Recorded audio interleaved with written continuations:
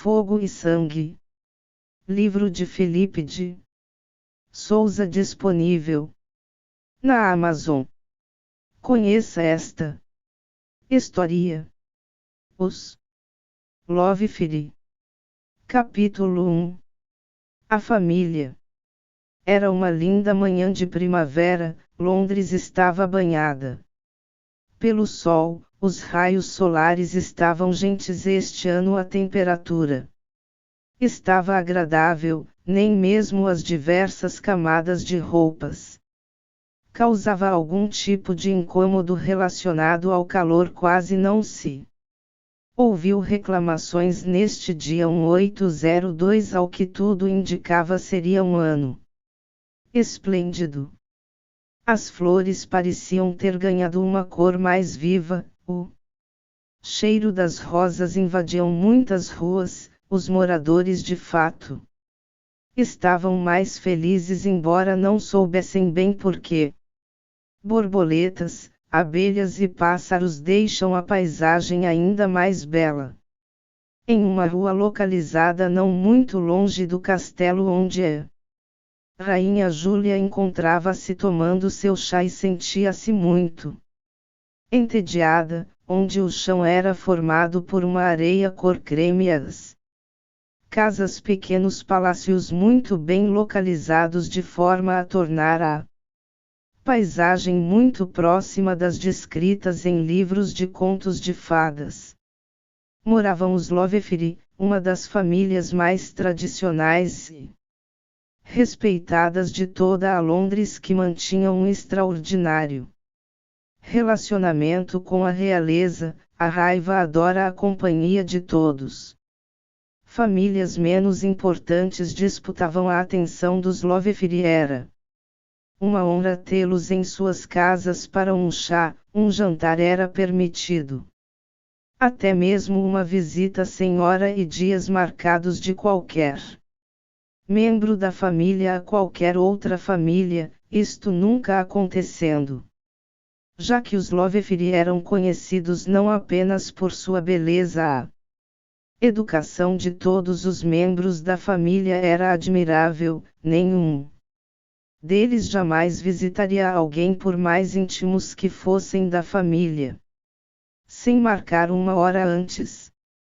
10 pessoas fazem parte deste clã: Lily, a mãe dedicada de 8 filhos, John, o pai quase sempre ausente por conta das viagens que tinha que fazer para cuidar da fortuna da família. Eles não eram respeitados apenas por suas aparências ou seus bons modos. O fato de serem a quinta família com maior fortuna ajudava a todos, principalmente no quesito relacionamento com outras famílias. Muitos queriam e faziam de tudo para entrar para o clã, mas a família passavam por estas tentativas há muitos séculos, conheciam todos os truques e poucas vezes eram surpreendidos. A inteligência de alguns membros era destacada. Uma das filhas era uma devoradora de livros, mesmo este hábito não sendo bem visto ainda mais em mulheres. A sociedade esperava que mulheres, principalmente as da alta sociedade, gastassem seu precioso tempo aprendendo coisas mais importantes, como bordar, como preparar o chá perfeito para seu futuro esposo, como gerenciar a casa, pois esta era a função da mulher exclusivamente, e como se manter jovem, bem educada e perfeitamente apresentável para que seu marido pudesse ter o prazer de desfilar em sua companhia nos diversos e intermináveis bailes e outros eventos sociais aos quais fossem convidados. Era sabido por todos que faziam parte desta família a forma como os demais membros da sociedade os enxergavam. Os papéis que desempenhavam era de suma importância para se manter o nome da família intacto. A libertinagem dos filhos, principalmente dos Mais velhos era aceitável, esperava-se que homens tivessem tais comportamentos, contanto que as coisas acontecem nos locais corretos. Daniel e Ricardo eram frequentadores assíduos das casas de diversão da cidade. O mais velho era o que mais aproveitava dos serviços ofertados nestas casas, conhecia todas, mas tinha preferência por uma em especial que ficava a 7 ruas de distância de sua casa. Embora tais comportamentos fossem esperados e cobrados, alguns dos membros da família não se importavam tanto com as pressões vindas da sociedade. Diego, nos altos dos seus 14 anos recém-completos, frequentava desde os 12 anos na companhia dos irmãos estas casas. Foi com esta idade que iniciou sua vida íntima, em parte por vontade, mas em muito pela pressão dos irmãos, já que 12 anos era considerado, dependendo do ponto de vista, uma idade tardia para iniciar tais atividades. Era tradição na família que os filhos fossem levados pelo pai para tais estabelecimentos antes mesmo dos 11 anos. Alguns membros da sociedade começaram a frequentar estas casas aos 9 anos, por causa das diversas tarefas e constantes viagens do patriarca Lovefiri. Apenas Daniel foi acompanhado pelo pai em sua primeira idade ao local. Coube a ele levar e apresentar este mundo aos irmãos. Há mais de 10 anos o pai não ficava mais que 4 dias junto da esposa e dos filhos. Não passava das 7 da manhã quando o sol entrava pelas janelas milimetricamente limpas e adornadas por cortinas de muito bom gosto da casa. No terceiro andar, dentro do segundo quarto do lado esquerdo, deitada em sua cama, podia ser encontrada Ana, a filha mais velha. Tinha completado 15 anos há pouco mais de 3 meses, deitada esperando sua dama de companhia entrar no quarto para acordá-la. Nenhuma pessoa daquela casa se vestia sozinha. Os 17 empregados, muito bem treinados pela governanta para garantir que os membros da família tivessem tudo aquilo que necessitavam antes mesmo que soubessem que precisavam, ajudavam a todos a se vestir-se, seja você homem ou mulher. Em 1802 não era tarefa fácil. Até mesmo os empregados necessitavam de ajuda. As diversas camadas de roupas tinham culpa. Nenhum membro de nenhuma família, rica ou pobre, usava menos que 4 peças. Uma mulher, independente de sua idade, levava entre 2 a 6 horas por dia para ficar de fato apresentável. Os homens pouco menos, em 1h30 ou menos, dependendo da habilidade ou tarefa que fosse realizar. Poucos de fato gostavam de tais rituais diários.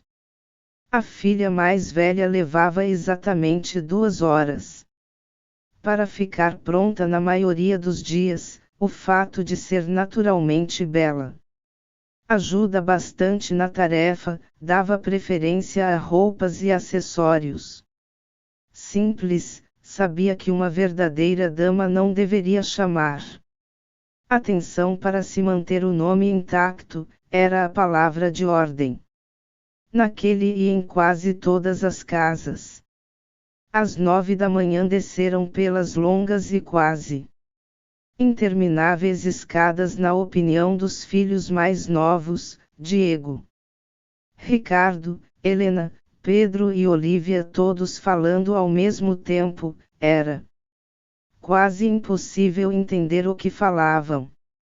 Ricardo chega primeiro ao salão de entrada, Pedro e Olivia que desceram os últimos 5 degraus quase em um pulo foram os segundos. Diego esperava Helena no degrau número 7.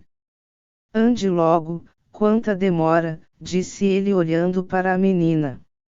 No alto da última parte da escada que tentava deixar seu vestido menos amassado, a tarefa estava mais complicada pois carregava 2 pequenos livros. Não precisa me esperar, retrucou. Os membros mais jovens da família já não estavam mais presentes no salão, correram o mais rápido que puderam, rindo e fazendo barulhos para garantir os melhores lugares na mesa. Os que ficavam perto da saída, na opinião deles, já que facilitava a fuga da sala de jantar após as refeições e não queriam perder um minuto de sol daquele dia. O segundo irmão mais velho ainda esperava sua querida irmã e irmão descerem as escadas. Vamos, por que demoram tanto? Helena, você está linda. Desça logo as escadas, disse ele.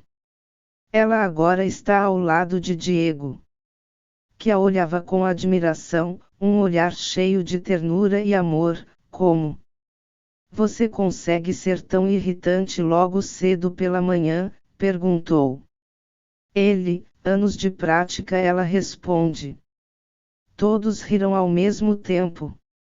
Os mais diversos sons tomavam conta da sala de refeições. Risos eram os mais frequentes, quase todos ali estavam reunidos. Cada um em sua cadeira preferida, os empregados na cozinha preparavam-se para servir o café da manhã, 2 organizavam tudo para que a sala estivesse perfeita quando a mãe chegasse junto de Ana. Não demorou muito, entrou na sala uma mulher de meia idade, tinha 45 anos, embora não parecesse, acompanhada por sua filha e suas damas de companhia, a governanta e fiel companheira. Tratou de iniciar o café servindo a todos uma xícara de chá. Carmila, disse Lady Lilian com um olhar doce em direção à governanta. Pois não, senhora, responde a governanta fazendo uma breve reverência. Ele chegou, ela pergunta. Não, sinto muito, senhora, respondeu a governanta. Não demonstrou, porém, Lady Lilian estava descontente, tratou de colocar um belo e tímido sorriso no rosto para observar os membros da família que a acompanhavam. Seu coração encheu-se de felicidade, ela tinha a família com a qual sempre sonhou. Aquele dia mostrava-se realmente agradável. O almoço junto com a família deixou a Lady Lilian ainda mais satisfeita, embora nem todos os membros da família estivessem presentes. Longe dali do outro lado do país, o patriarca tentava fechar negócios com empresários. O filho mais velho ainda não tinha voltado de uma noite de diversão pelas ruas da cidade. A matriarca da família se mostrava incomodada, porém não permitia que ninguém percebesse. Era dever de uma senhora garantir que tudo ocorresse bem e que nada de ruim pudesse ser associado à família. A ausência do irmão mais velho foi notada por todos, porém apenas Olivia demonstrou o real interesse em saber onde o irmão estava.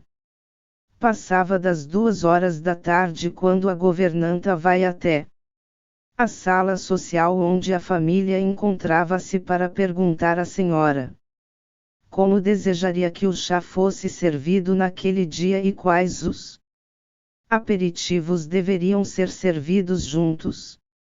A sala era bastante espaçosa, perfeitamente decorada de forma elegante e simples.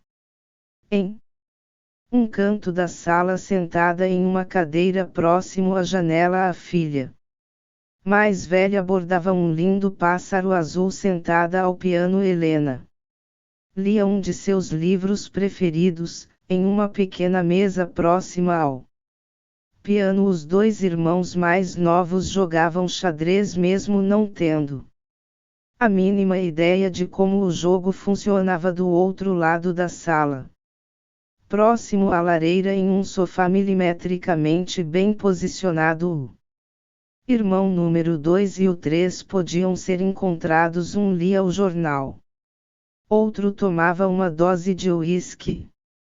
Sirva o chá no jardim, por favor, disse a mãe.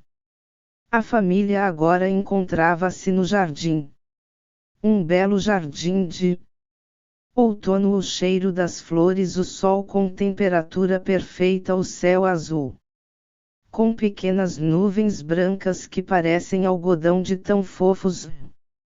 Som de pássaros podia ser ouvido. Tudo estava perfeitamente agradável, todos estavam felizes. A governanta então surge, acompanhada por uma jovem 2 anos mais velha que Helena era. Filho mais nova da família Oakland, Sofia não tinha mais que 1,55 de altura. Era considerada acima do peso quando comparado à maioria das outras jovens de sua idade que faziam parte do seu ciclo social. Nunca foi considerada a mais bela. Tinha os cabelos longos, perfeitamente encaracolados e ruivos, sua pele extremamente branca ressalta a cor de seus cabelos e as sardas em seu rosto, mas as suas roupas eram o que realmente chamavam mais atenção. Sua mãe não demonstrava nenhum tipo de bom gosto relacionado à escolha dos tecidos para a confecção dos seus vestidos e de suas filhas, sempre escolhendo cores fortes e chamativas que não ajudavam em nada a forma como as outras pessoas olhavam para ela e os membros de sua família. Sofia era uma única pessoa da família que realmente era bem vinda à casa dos Lovefiri. Era gentil, educada, meiga, atenciosa e nutria um real apreço por todos os membros daquela família. Sua mãe tentava de todas as formas tornar-se amiga da senhora Lilian, mas sempre fracasso, mesmo sendo sempre bem tratada em suas visitas. A família, as duas nunca conseguiram ter uma relação verdadeira de amizade. Era uma relação cordial entre vizinhas e membros daquela sociedade. O tipo de relação que tinham causavam na mãe de Sofia um verdadeiro incômodo, já que considerava a forma como era tratada pela vizinha como uma forma de desdenhar de sua família. Sentia que sua família não era digna do apreço da família que morava no deslumbrante palacete logo à frente. Desejava que um dos filhos de sua vizinha tomasse uma de suas filhas como esposa, porém nenhum deles nutria nenhum tipo de interesse, nem mesmo de amizade por nenhuma das filhas mais velhas e irmãs de Sofia. Beleza e elegância nunca foram os adjetivos utilizados para definir as pessoas daquela família.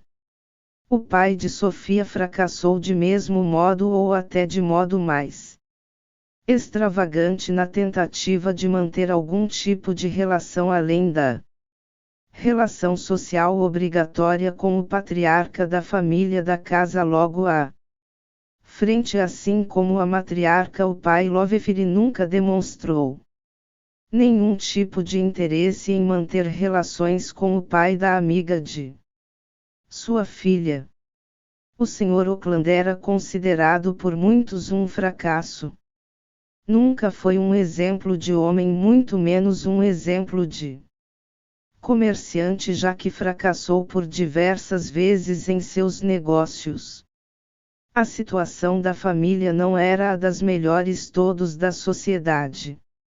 Sabiam mesmo com as tentativas diárias e esforçadas principalmente da matriarca da família para manter sua situação financeira incógnita.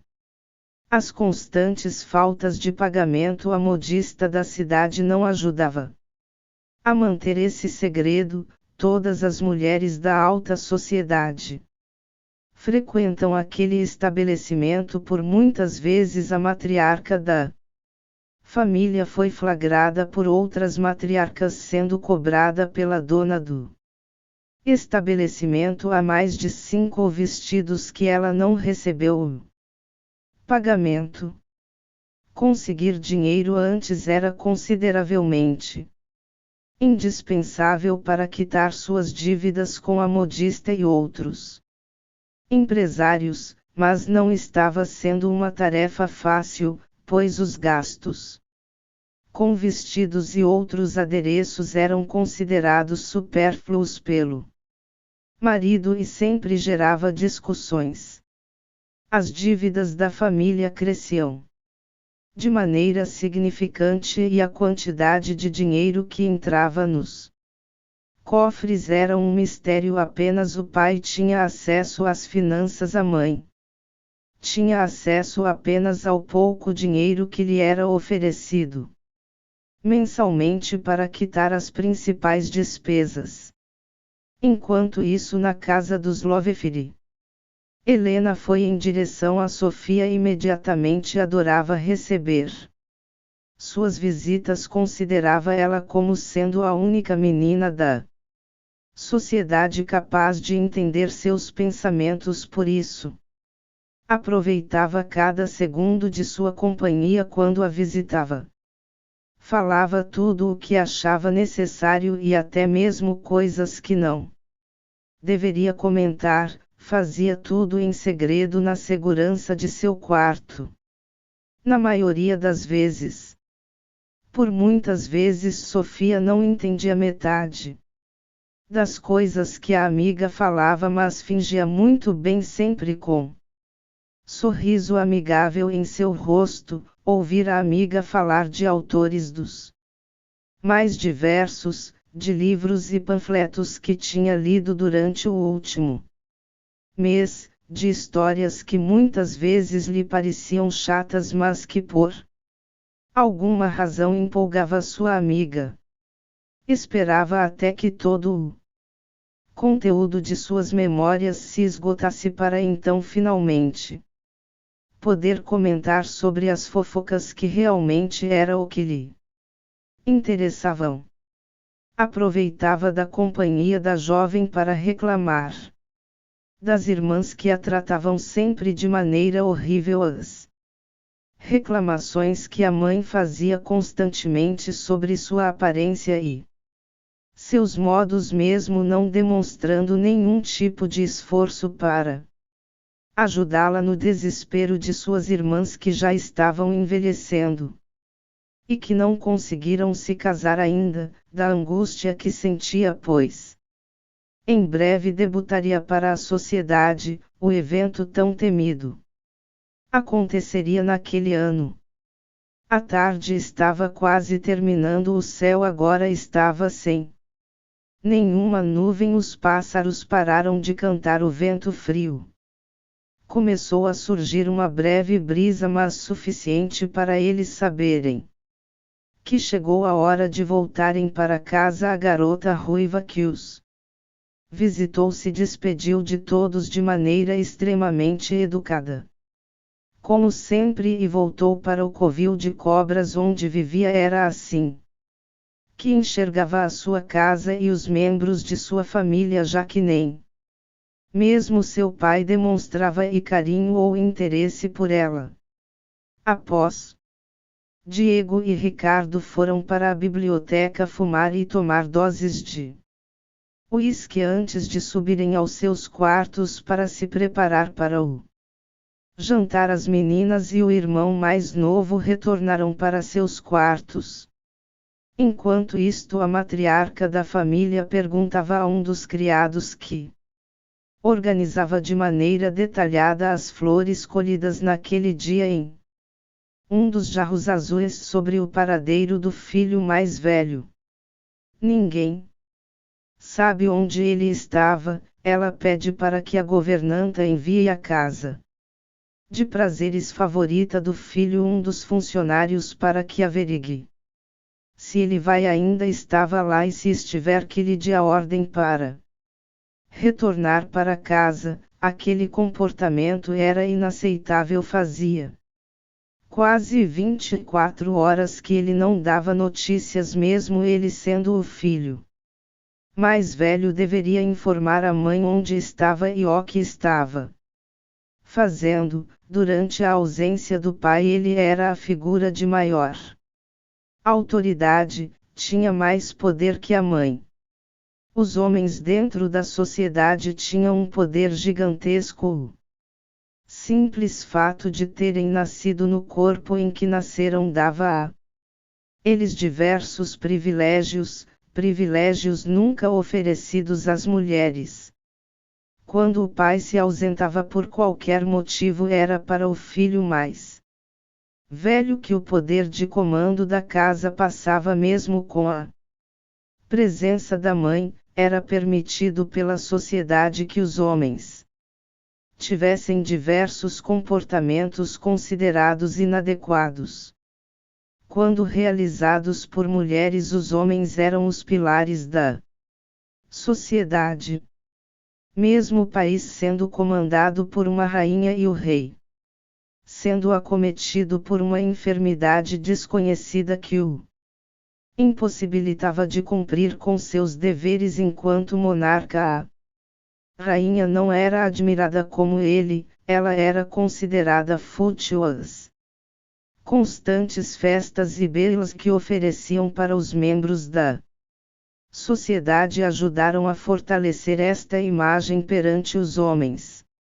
Mesmo sendo a pessoa mais poderosa do país, pelas suas costas era motivo de piada. Nunca teve o total respeito da sociedade, principalmente dos homens. Muitos culpavam ela pelo atual estado do país. A Inglaterra já foi o reino mais poderoso do mundo, não era? Mas desde que ela se tornou rainha regente, como regente da nação. Era assim que muitos pensavam. Ricos e pobres compartilhavam o mesmo pensamento. Ela não sabia, tais informações nunca chegaram até seus ouvidos e só Deus sabe o que aconteceria se um dia chegar. Capítulo 2. O homem que comandava. O jantar já tinha iniciado. Todos estavam devidamente posicionados quando entra pela porta de maneira surpreendente o filho mais velho. Não mostrava despreocupação e tinha um sorriso em seu rosto. Estava completamente desalinhado para os padrões daquela sociedade. Usava apenas uma das 4 peças que corriqueiramente os homens utilizavam na parte de cima. Uma camisa branca de botões com mangas longas que estava com os 2 primeiros desabotoados. O resto de suas vestimentas não encontravam-se com ele. Um dos criados já tinham levado para lavanderia da casa. Todos olharam em direção a ele. Perceber imediatamente que ele tinha acabado de chegar. A mãe foi aqui. Depositou sobre ele um olhar de rejeição. Onde você esteve por todo esse tempo? Perguntou a mãe. Boa noite a todos, disse ele fazendo uma breve reverência. Com a cabeça, seus irmãos romperam em risadas. A matriarca olhou para todos com olhar de desaprovação, voltando seu olhar para o filho mais velho e dizendo: Boa noite, Lord Daniel. Poderia nos informar onde o senhor estava durante todo o dia. O filho vai em direção à cadeira vazia na cabeceira da mesa, onde o pai sempre se sentará quando estava presente na residência. Olhando com um olhar terno cheio de felicidade e prazer por estar na companhia de todos, posicionou-se de maneira elegante à mesa e solicitou que fosse servido o jantar. Os criados voltaram seus olhares em direção à matriarca.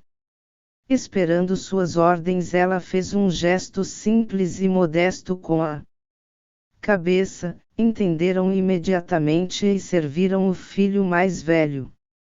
O jantar seguiu como em todos os outros dias, com muitas risadas. Interações entre todos os membros da família. Ao final, os mais jovens tornaram para seus quartos. Daniel convidou seus 2 irmãos para acompanharem ele até a biblioteca, onde tomariam doses de uísque e poderiam fumar. Sua mãe solicitou imediatamente que os 2 filhos, Ricardo e Diego, voltassem para seus quartos, pois já era tarde, e solicitou que o filho mais velho a acompanhasse até a biblioteca. Você desapareceu durante todo o dia, retorna no jantar como se absolutamente nada tivesse acontecido, iniciou ela. Eu preciso relembrar a você a sua posição nessa família. Obrigações enquanto seu pai não retorna. Ele ouviu enquanto se servia de uma dose significativa de uísque. Suas idas até aquela parte da cidade ultrapassaram todos os limites. O que as pessoas vão pensar ao saberem que o lorde dessa casa abandona sua família para ficar em companhia daquelas pessoas? Ela completou. Minha querida mãe, não se preocupe, eu sei o que faço e como faço, e ninguém pensará nada, já que os homens que fazem parte dessas famílias também estavam lá, ele respondeu. Mas antes que ela conseguisse completar sua frase, ele vai até ao seu encontro, lhe dá um abraço, um beijo gentil na bochecha esquerda e inicia. Prometo que isso não se repetirá, disse ele olhando em seus olhos. Sabe que eu não faria nada para manchar o nome da família. Agora vou lá no meu quarto, preciso de um banho, estou cansado. Preciso descansar, amanhã o dia será longo, ele completa. Então saí pela porta, sobe as escadas rapidamente. Sua mãe ainda está na biblioteca, feliz pois o filho está de volta, mas não está contente com seu comportamento. A conversa que gostaria de ter tido com o filho não foi concluída, nem sequer teve a chance de dizer tudo o que gostaria de falar. Mas está feliz, todos estão de volta à casa menos o marido. Um novo dia se iniciou. O filho mais velho cumpria suas obrigações enquanto regente da família. A mãe, acompanhada das 3 filhas, estava em uma carruagem indo em direção à modista com objetivo de obter 3 novos vestidos, embora todas as atribulações ocorridas no dia anterior, ela não poderia esquecer do que realmente importava naquele ano. Era o ano de debutante de sua filha mais velha. Ela seria finalmente apresentada à sociedade, finalmente seria alvo dos olhares da rainha. Chegou a hora de dizer adeus. Com o objetivo de conseguir um marido para a filha, ela submeteria sua família a obrigações de participar de belas, encontros e piqueniques durante toda a temporada, com o objetivo final de casamento. Tendo que deixar Claro que a maioria das debutantes fracassam, são poucas as que realmente conseguem casar-se ao final da temporada, menos ainda são aquelas que têm a felicidade de casar-se com membros mais influentes da sociedade, pois, não é suficiente casar-se, esse feito tem que acontecer com alguém que seja mais influente e relevante socialmente.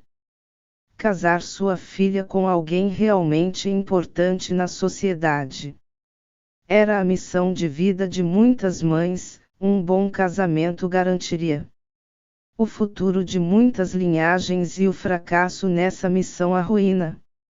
Não? São poucas as histórias de linhagens inteiras que tiveram seus nomes jogados na lama após um casamento mal sucedido. Os homens dessa sociedade, após tornarem-se pais, têm que adquirir uma habilidade extraordinária, principalmente em reconhecer mentiras. Aqueles que tiveram a sorte de ter filhos apenas não têm tantas preocupações, aqueles que tiveram filhas têm que ter um cuidado redobrado no momento de escolher com quem elas irão se casar. Golpes são muito frequentes na sociedade. Homens falidos procuram meninas inocentes que tenham dutos bem gordos. Os golpes acontecem de maneira paradoxal. Famílias falidas procuram pessoas pertencentes a famílias ricas, usando a beleza de suas filhas para conseguir arrancar dinheiro desses homens que costumam pensar apenas com uma de suas cabeças. A promessa dos dutos que serão pagos após o casamento são frequentes, um dinheiro que muitas vezes não existe. Talvez seja muito estranha imaginar que não basta a mulher ser bonita, inteligente e bem educada e pertencer a uma família influente, ela tem que ter dinheiro. Não se pode ignorar o fato de que os casamentos são, acima de tudo, negócios. A garantia de que as pessoas nobres continuam onde sempre estiveram. Garantia de riquezas e poder. Esse tipo de preocupação afeta os patriarcas das famílias. Nas famílias em que a figura de autoridade passa para o filho ou para qualquer outro membro masculino por qualquer motivo que seja. No caso dos Lovefiri, que ainda conta com a presença do pai, é dele a obrigatoriedade de cumprir com essas atividades e ter essas preocupações. Há mais de 20 dias ninguém tem notícias dele. A ausência dele já não incomoda mais ninguém da família. A matriarca da família sempre teve que lidar com seus desaparecimentos desde antes de se casar. Os filhos não se incomodam de maneira alguma, pois sempre que ele retorna traz presentes variados, traz para cada filho algo relacionado à sua personalidade, uma coisa que ele tem certeza absoluta que agradará de maneira individual cada um e que não gerará nenhum tipo de conflito, principalmente entre os mais jovens. Ele se faz presente através de cartas que envia todos os meses para garantir que os membros de sua família fiquem calmos. Uma forma que ele encontrou de garantir a esperança relacionada ao seu retorno. A situação financeira da família não exige tanto trabalho do patriarca. O trabalho em excesso virou um vício. Há mais de 60 anos nenhum membro dessa família precisa se preocupar com dinheiro ou sua falta. Até mesmo o membro mais afastado não tem tais preocupações, mas o trabalho em excesso é a única coisa que Ele sabe fazer o que ele faz de maneira efetivamente válida, deixando as obrigações enquanto pai de lado. Mesmo sendo um pai mais presente do que a grande maioria, mesmo sendo mais amoroso, mais carinhoso, mais atencioso, mas interessado, ele ainda é um homem do seu tempo. Não é fácil ser um pai neste século, muito menos ser uma mãe. Ele ainda carrega muitas correntes do passado, de uma época em que ele não tinha essas obrigações, correntes que ganhou de presente do seu pai, que exigiu dele mais do que ele certamente um dia exigiu de seus filhos. Seu pai foi um homem duro. Por muitas vezes ele se questionou se dentro daquele peito batia um coração. O afeto que oferece aos filhos e à esposa é fruto da ausência de afeto que recebeu do pai, quando está presente. Criado e educado para ser o mais perfeito dos cavalheiros, com todas as cobranças que alguém pertencente a essa família poderia receber, teve uma infância difícil e nunca compartilhou isso com nenhum dos membros de sua família, nem mesmo sua esposa, em quem confia piamente.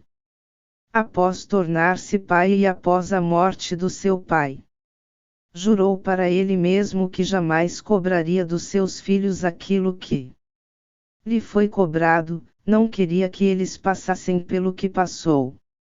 Não queria que o primogênito sofresse o que ele sofreu, não queria causar neles a angústia que teve que lidar durante toda a sua juventude. Seguiu todos os passos que lhe foi ordenado, casou-se aos 16 anos, teve seu primeiro filho ainda aos 16 anos, após nascimento do primogênito as cobranças aumentaram. Achou que ao tornar-se pai e mestre de uma casa tudo melhoraria. Grande engano. Seu pai continuava regendo o seu futuro e seus passos de maneira impiedosa, sua mãe sempre ausente. A única forma que encontrou de melhorar sua situação foi ir embora. Não é filho das terras de Londres, vem de uma cidade distante muito ao norte, uma cidade que evita falar até mesmo o nome, pois qualquer coisa que remeta ao seu passado lhe traz grande angústia. Talvez seja esse um dos motivos pelo qual se dedicou tanto ao trabalho, e talvez seja esse um dos motivos que faz com que ele se mantenha distante dos filhos, medo de emular aquilo que o pai um dia fez com ele. A senhora Lilian faz questão que o marido não saiba de todos os comportamentos do filho mais velho, por não saber como ele lidaria ao ficar sabendo que o filho passa mais tempo nas casas de prazer do que em companhia da família, que dedica mais tempo às mulheres e à bebida do que às suas obrigações enquanto regente da casa. Embora saiba que o marido jamais teria nenhuma atitude agressiva, não quer brincar com a sorte, tem medo de ser surpreendida com alguma atitude, sabe que pessoas não são 100%. Uma coisa, as pessoas têm faces, lados, nuances. Todos temos um lado bom e ruim, somos dia e noite, preto e branco, certo e errado.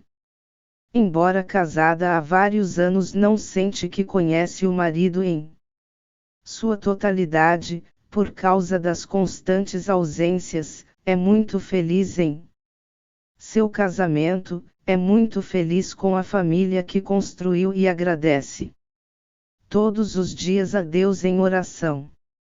As semelhanças entre o primogênito e o pai limitam-se apenas ao temperamento. Fisicamente são distintos, o pai é um homem alto, naturalmente musculoso, loiro de olhos azuis e brilhantes como um céu de uma manhã de verão.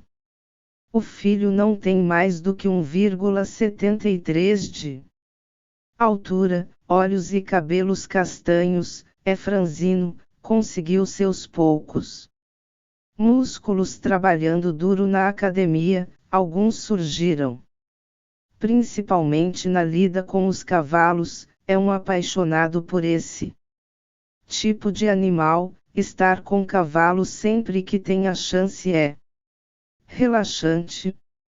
As características físicas herdadas por ele vêm dos homens da família da mãe, ele aliás é muito parecido com o avô.